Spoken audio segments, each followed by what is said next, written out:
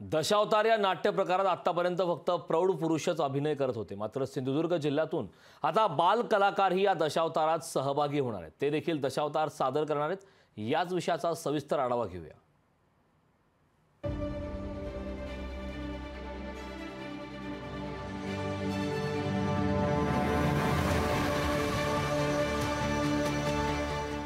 कोकणातल्या ज्या काही कला जगभर नावाजल्या आहेत त्यात दशावतार ही नाट्यकला खूप वरच्या स्थानावर येते।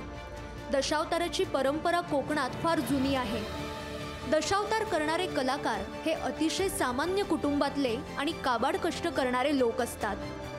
म्हणूनच रात्रीचा राजा आणि सकाळी डोक्यावर बोजा असं दशावतारातल्या कलाकारांबद्दल म्हटलं जायचं। मात्र काळ बदलला तसे या कलेला चांगले दिवस आले। आता दशावतारचे नाट्यप्रयोग हे पुण्या मुंबई सारख्या महानगरांमध्येही होतात। कलेश्वर बाल दशावतार नाट्य मंडळ नेरूर राईवाडी म्हणून या मंडळाची आम्ही स्थापना करून आजपर्यंत या लहान मुलांना शिक्षणाबरोबरही कलेची आवड त्यांना निर्माण व्हावी यासाठी ही कला आम्ही जोपासली आणि या मुलांना एक स्टेज मिळावा किंवा एक उत्साह मिळावा या अनुषंगाने ही कला आम्ही आज या ठिकाणी जोपासलेली आहे। या दशावतारातील सर्व पात्र ही पुरुष मंडळी असतात। स्त्रियांची भूमिकाही पुरुषच करतात।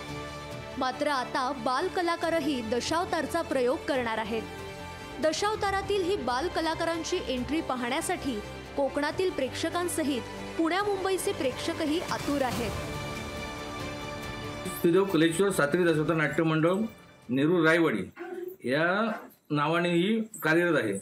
परंतु ही कला कुठेतरी मागे पडू नये आणि हे कलेला कुठेतरी वाव मिळावा, लहान मुलं कुठेतरी लोकांच्या निदर्शनास यावी, त्यांना कुठेतरी मार्गदर्शन मिळावं, त्यांना स्टेज मिळावा, कुठेतरी त्यांच्या अंगी असणारी कला ही लोकांपर्यंत पोहोचावी।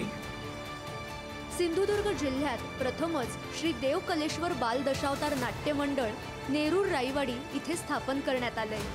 या दशावतारी मंडळात सर्व बाल कलाकार आहेत। कोकणातील ही लोककला आजच्या आधुनिक काळात जपून ठेवण्याचा प्रयत्न हे दशावतार नाट्य मंडळ करतंय।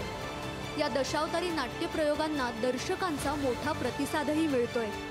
या कलेतील नटसम्राट बाबी कलिंगण, लोकराजा सुधीर कलिंगण हे या नेरूर गावचेच। यांचा वारसा ही मुलं जपतायत। या मुलांना दशावतार नाटकातील बारकावे समजून सांगण्यासाठी या गावातील ज्येष्ठ रंगकर्मी मधुकर धुरी आणि कृष्णा वारम तत्पर असतात।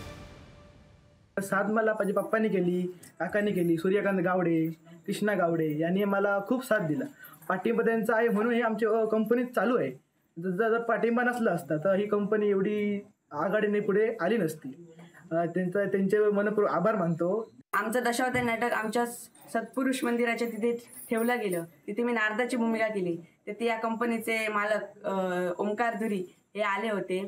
त्यांनी मला विचारलं की तू आमच्या दशावतार कंपनीत नारदाची भूमिका करायला येतोस का? मी म्हणाले येतो। आणि त्यापासून मला ही दशावतारी कला छंद निर्माण झालाय, तो आजपर्यंत चालू आहे।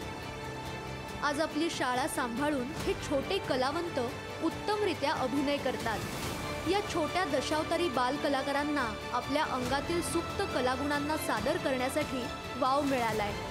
भविष्यात अभिनय क्षेत्रामध्ये याच मुलांमधून नक्कीच हिरा मिळेल हीच सदिच्छा। रोहन नाईक, लोकशाही मराठी, सिंधुदुर्ग।